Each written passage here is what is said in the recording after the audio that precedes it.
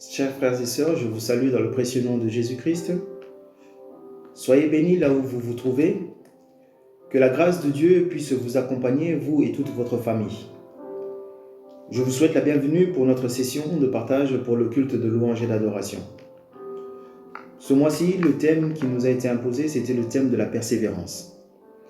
Afin que nous puissions nous fortifier et que nous ne puissions pas nous relâcher pendant tout ce temps que nous allons passer, cloîtrés à la maison, où nous n'aurons pas forcément l'occasion de pouvoir nous réunir, de louer, d'adorer et de prier ensemble, mais que nous devons nous montrer forts.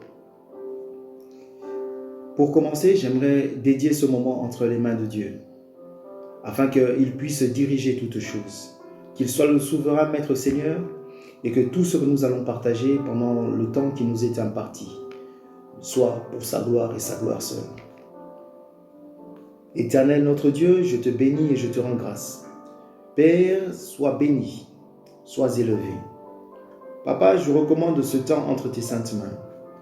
Sois béni, Père, car je sais que tu donnes toujours une bonne nourriture à tes enfants. Père, je me recommande entre tes saintes mains, pour que tu puisses me purifier, me sanctifier. Je sais que je ne suis point digne de partager ta parole, ô Dieu, mais que ta miséricorde soit sur nous. Purifie ma bouche, Seigneur, ô Dieu, afin que je puisse parler fidèlement, selon tout ce que toi tu vas me demander.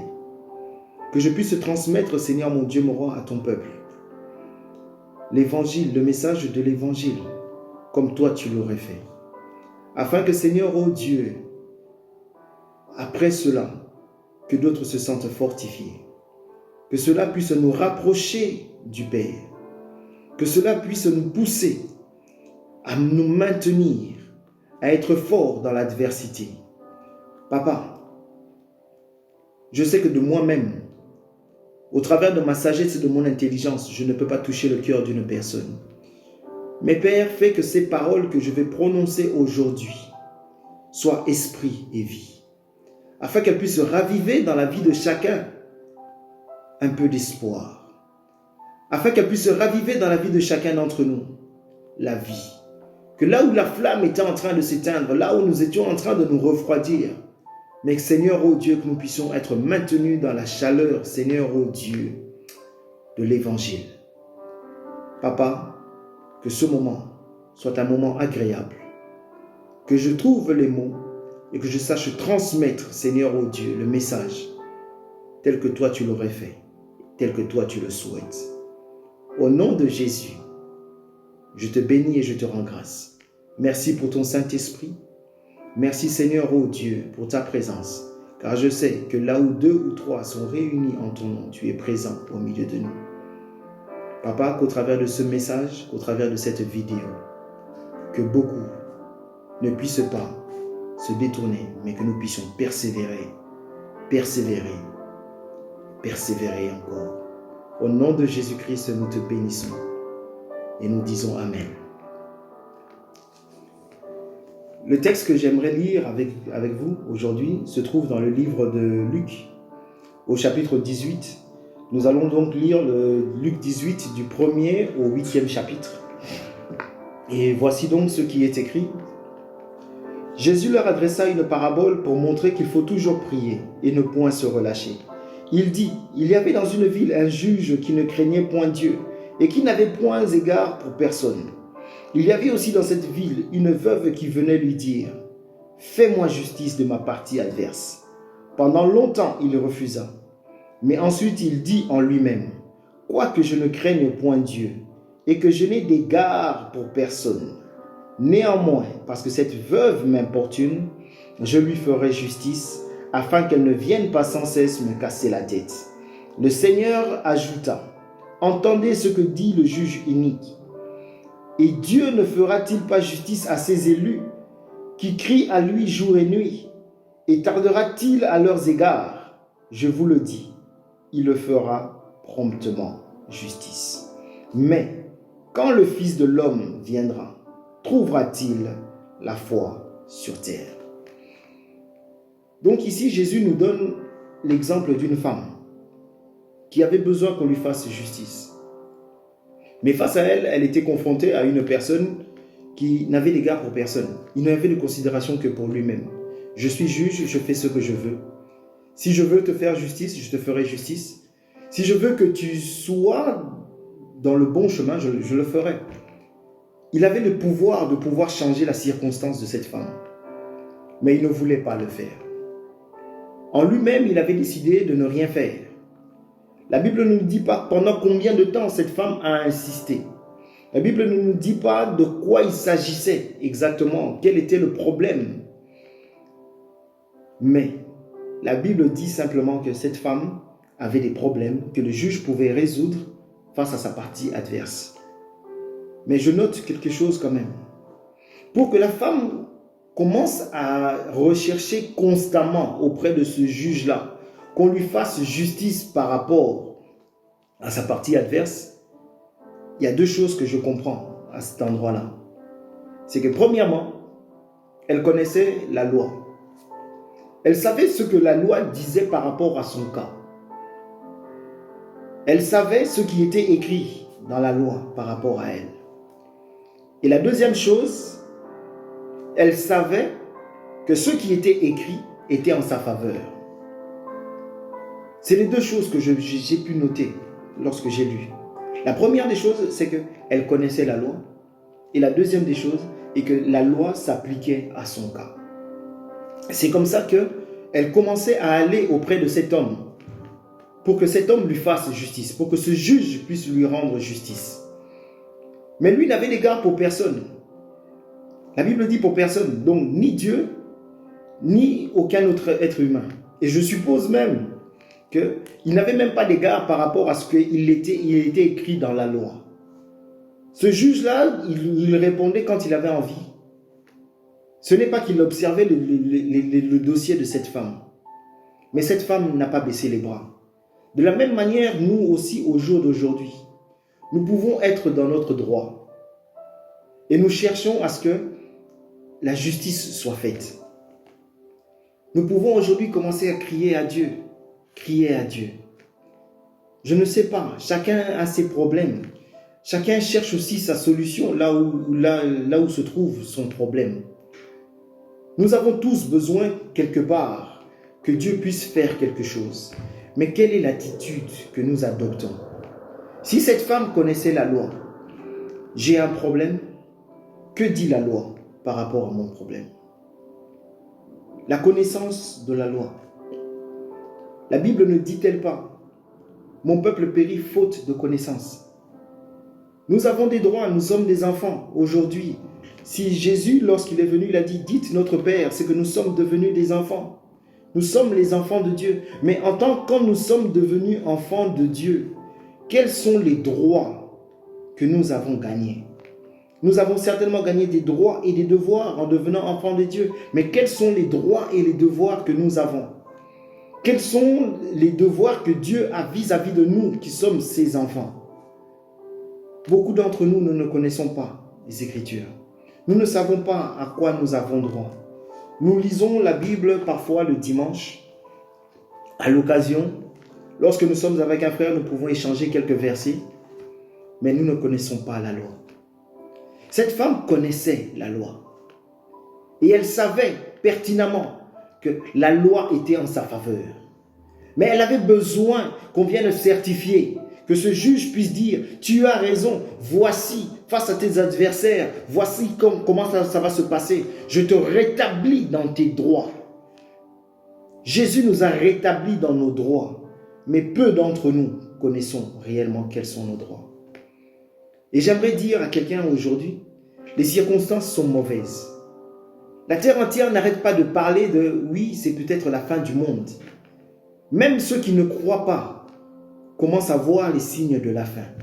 Beaucoup se convertissent. Ceux qui s'étaient refroidis sont en train aujourd'hui de rechercher plus activement la gloire de Dieu. J'ai vu par un post quelque part, il y avait sur cette image un dessin où il y avait la terre au milieu, le diable d'un côté et Dieu de l'autre. Et le diable se réjouissait en disant, voici, j'ai fermé toutes les églises. Et Dieu répondait alors, tu as peut-être fermé toutes les églises, mais je viens d'ouvrir des églises dans toutes les maisons. Et ça, c'est la réalité. aujourd'hui dans chaque maison, pour ceux qui ont cette soif de Dieu, cette soif de connaissance. On avait peut-être perdu l'habitude de lire et de méditer, mais aujourd'hui, nous sommes devenus les pasteurs dans nos maisons. Nous sommes devenus les évangélistes dans nos demeures. Nous commençons à partager à l'intérieur de nos maisons. Donc j'aimerais te dire, mon frère, ma soeur, les circonstances sont peut-être mauvaises, elles sont contre nous. Mais même lorsque les circonstances sont mauvaises, cela ne t'empêche pas de commencer maintenant à rechercher quels sont tes droits. Au jour d'aujourd'hui, les circonstances sont mauvaises. Oui, on ne pouvait pas sortir, on était confinés, on est en train de réfléchir à comment est-ce qu'on va sortir. Mais après être sorti, après le confinement, que va-t-il se passer? Qu'en sera-t-il de ta propre vie? Persévère. Accroche-toi à Dieu. C'est le moment maintenant de commencer à rechercher plus que jamais quelle est mon identité dans le Seigneur. C'est le moment plus que jamais de savoir qui je suis en Dieu. Quels sont mes droits? Quels sont les droits qui sont bafoués? En réalité, si je suis chrétien, qu'est-ce que je devrais faire? La Bible me dit dans Actes chapitre 2, Acte 2, verset 42, qu'il persévérait, que tous ceux qui avaient été gagnés dans le Seigneur persévéraient dans l'enseignement. Lisons-le d'ailleurs. Lisons-le. Il persévérait dans l'enseignement des apôtres. 2, verset 42. Il dit, il persévérait dans l'enseignement des apôtres, dans la communion fraternelle, dans la fraction du pain et dans la prière. Il persévérait. Aujourd'hui, plus que jamais, nous devons persévérer dans la prière. Nous devons persévérer dans les enseignements. Tout ce que nous avons appris, c'est le moment de pouvoir le mettre en action. Tout ce que nous n'avions pas su, que nous n'avons pas connu, c'est le moment de le ramener à la lumière, de le connaître de telle manière à ce que nous puissions réclamer. Et si en face de nous, on a des juges iniques, si en face de nous, il y a des gens qui peuvent vouloir faire obstacle, c'est le moment plus que jamais de crier à Dieu. Jésus dit, dans le livre de Luc 18, il dit, oui, écoutez ce que dit ce juge inique. Écoutez ce que dit le juge inique. Entendez ce que dit le juge inique, c'est-à-dire qu'il veut faire justice à cette femme afin que la femme arrête de l'importuner, afin que la femme arrête de lui casser la tête, tel qu'il est écrit. Pour que la femme arrête de me casser la tête, je vais lui faire justice face à ses adversaires. Et il y a un verset semblable, là où il est écrit, dans Matthieu 11, le verset 12. Depuis le temps de Jean-Baptiste, le royaume des cieux est forcé. Et ce sont les violents qui s'en emparent. Depuis le temps de Jean-Baptiste, le royaume des cieux est forcé. Et ce sont les violents qui s'en emparent. C'est-à-dire que nous sommes devenus membres du royaume. Et je vais forcer le royaume des cieux. Et je vais m'emparer de ceux qui se trouvent dans le royaume des cieux. La Bible ne dit-elle pas qu'en Jésus-Christ, nous sommes bénis de toutes les bénédictions spirituelles dans les lieux célestes. Or, le royaume des cieux n'est-il pas céleste? Nous avons un accès dans le royaume des cieux. Et nous devons ramener le royaume des cieux pour que, comme on le dit dans la prière, que ta volonté soit faite sur la terre comme elle est déjà dans le ciel. Si la volonté de Dieu est dans le ciel et que nous soyons bénis, nous devons de ramener cette volonté que Dieu a. Nous devons la ramener sur la terre, afin que cette bénédiction que Dieu nous avait bénie en Jésus-Christ dans les lieux célestes, nous puissions la ramener sur la terre. Et cela ne se fait que d'une seule façon. Premièrement, Actes des apôtres dit, persévérer dans les enseignements des apôtres. Qu'est-ce que l'enseignement des apôtres si ce n'est la parole de Dieu? Ils enseignaient Jésus, ce que Jésus a fait. Mais Jésus, on sait que c'est la parole. Or, s'ils enseignent Jésus et que Jésus est la parole, donc ils enseignaient la parole de Dieu. Ils ont parlé de Dieu, ils ont parlé de Jésus, ils ont parlé du royaume. Repentez-vous, le royaume des cieux s'est rapproché de vous. Changez, transformez-vous, devenez des nouvelles personnes. Et ce que Jésus leur a laissé, vous serez aussi capables de pouvoir avoir la même chose. Voici les miracles qui accompagneront ceux qui auront cru. Voilà le royaume des cieux, ce que Jésus nous a laissé. Cette bénédiction qui est encore dans les lieux célestes que nous devons ramener sur la terre. Les temps sont mauvais, mais les temps sont favorables pour l'évangile. Oui, le monde va mal, mais le temps est favorable pour prêcher l'évangile. Le temps est favorable afin que des gens puissent croire en Dieu. Le temps est favorable pour que des gens puissent aujourd'hui donner leur vie. Pour que moi-même je sois édifié, que je puisse édifier les autres. Que je sois fortifié pour fortifier les autres. Le temps est favorable. Et ce n'est pas le moment de se relâcher en se disant, oui, les églises sont fermées, les bâtiments sont fermés, oui. Mais au jour d'aujourd'hui, dans ma maison, il y a l'église. Dans ma propre vie, l'église, le temple du Saint-Esprit que je suis aujourd'hui est en train d'être bâti plus que jamais au travers de la prière, au travers de la parole, de la méditation de la parole. Je commence à lire des versets, à relire et à relire et à relire. Et même parfois, je prends encore le temps de mettre dans mes oreilles, d'écouter les versets bibliques, de telle manière à ce que ça puisse me marquer. Et lorsque quelque chose me semble, oh, j'ai compris quelque chose de nouveau, je l'écris. Ah Dieu, maintenant je te découvre d'une façon différente. Maintenant je sais que j'ai aussi ce droit-là. Et je vais rechercher cela. Et je me mets dans la situation de cette femme. Je ne laisse pas simplement les circonstances venir envahir ma vie. Mais je dois dominer. Mais pour dominer, il faut que je sois fort. Et pour être fort, il n'y a que ma Bible qui me donne la force de pouvoir dominer. Ce n'est pas par la force, mais c'est par le Saint-Esprit. Mais le Saint-Esprit ne peut utiliser que ce que toi, tu avais précédemment emmagasiné. Il y a la révélation, oui, il y a les divers dons. Le Saint-Esprit peut faire beaucoup. Mais le Saint-Esprit est toujours conforme à la parole de Dieu. À la parole de Dieu. Nos prières sont basées sur la parole. Et le Saint-Esprit ne sort pas de la parole. Jésus est venu, il a accompli la parole. Le Saint-Esprit fonctionne avec la parole. Donc si nous voulons avoir du succès, si nous voulons persévérer, nous fortifier, nous devons aussi, premièrement, méditer cette parole. J'ai noté deux choses. Cette femme que Jésus donne, pour exemple, connaissait la loi. Cette femme avait la connaissance. Cette femme connaissait. Et c'est parce qu'elle connaissait qu'elle pouvait réclamer. Mais aujourd'hui, beaucoup d'entre nous, nous réclamons à Dieu, mais nous ne connaissons pas. Ou ça peut avoir deux effets. Tu demandes des choses auxquelles tu n'as pas accès.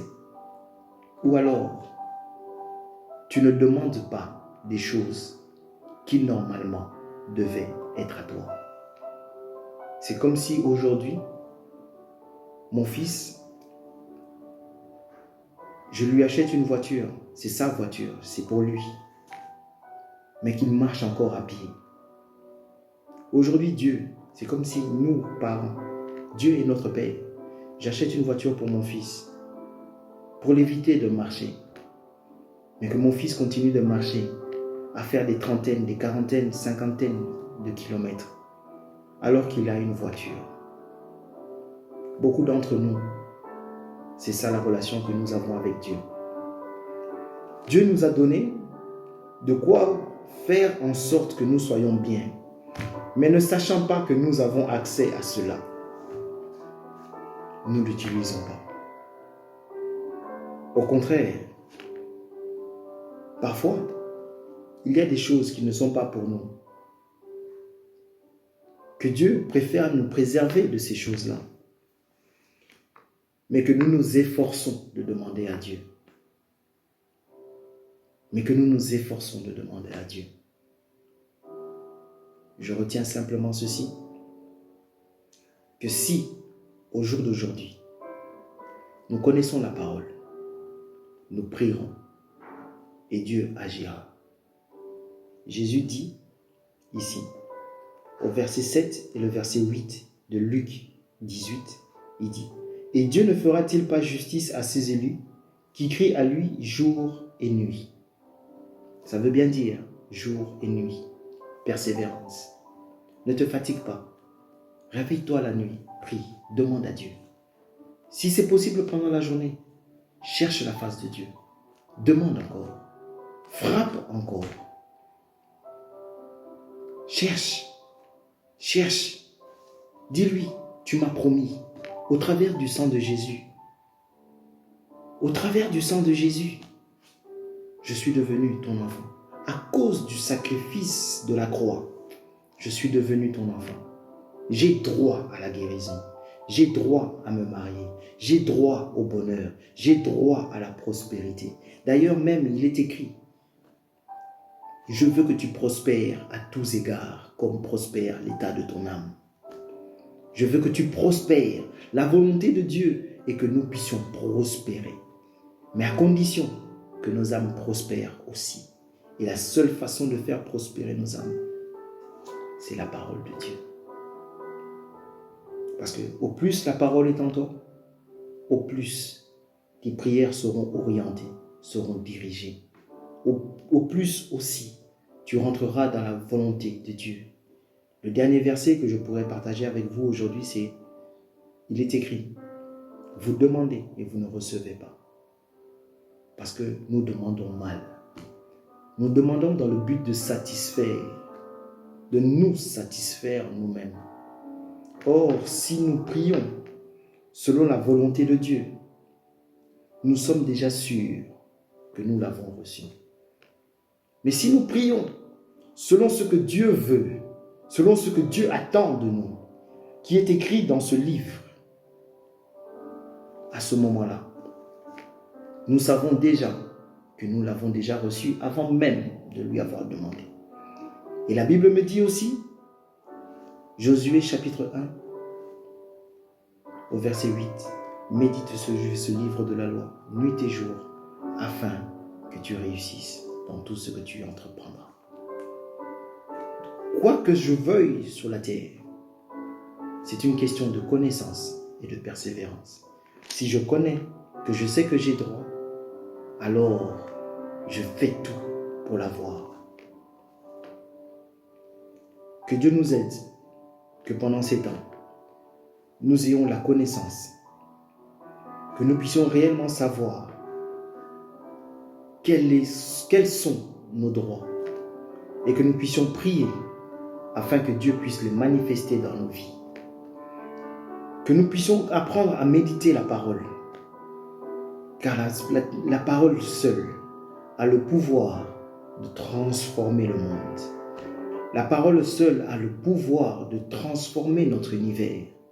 La parole seule a le pouvoir de nous transformer, de nous renouveler, de renouveler notre force, de nous donner encore un nouvel élan. Donc, mes frères et mes sœurs, je nous encourage à lire la parole.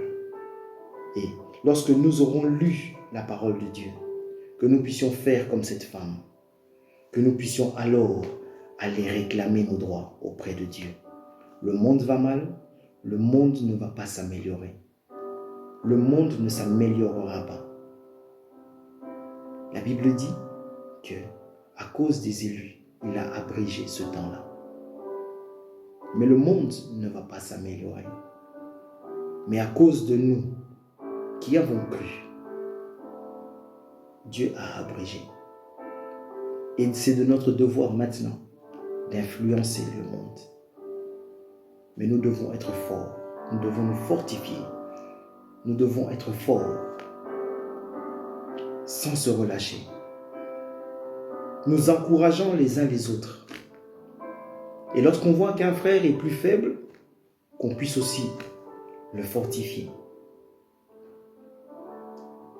Voici, c'est ce que j'avais à cœur de partager avec vous en ce qui concerne la persévérance. Persévérons comme les apôtres. Persévérons dans la parole de Dieu. Persévérons dans la communion fraternelle. Persévérons dans la fraction du pain. et persévérons dans la prière. Ça veut dire, je lis, je prie et j'exerce. Tout ce que je lis, je prie et je l'exerce. Je le mets en pratique avec toutes les personnes que Dieu a mis sur mon chemin. Très frères, chers et sœurs, que Dieu vous bénisse. J'espère que ce message aura pu bénir quelqu'un. Je rends grâce à Dieu de ce qu'il a permis que je puisse partager cela avec vous. Je rends grâce à Dieu de ce que j'ai été choisi pour parler de la persévérance. Et je prie. J'ai parlé comme un homme, mais je prie que l'Esprit de Dieu, que le Saint-Esprit puisse toucher vos cœurs. Dans le précieux nom de Jésus-Christ. Amen. Je vous encourage à continuer de nous suivre ou de vous tenir, ou du moins informés par le WhatsApp de l'Église. Nous communiquons donc principalement par WhatsApp. Donc soyez réellement en train de suivre sur WhatsApp, sur Facebook. Donc les vidéos sont disponibles les vendredis et les dimanches. Et surtout, n'oubliez pas d'être fidèle en toutes choses, y compris les dîmes et les offrandes. Que Dieu vous bénisse.